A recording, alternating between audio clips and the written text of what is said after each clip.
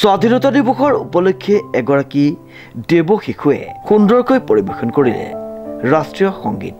উল্লেখযোগ্য যে যোৰহাট ৰংদৈ বামুণগাঁৱৰ নিবাসী সংবাদকৰ্মী শ্ৰীমন্ত মাধৱ বৰুৱাৰ মাত্ৰ 3 বছৰীয়া কণমানি শিশু আৰ্ণা কাব্যশ্ৰী বৰুৱাই সুন্দৰকৈ পৰিৱেশন কৰিলে ৰাষ্ট্ৰীয় সংগীত।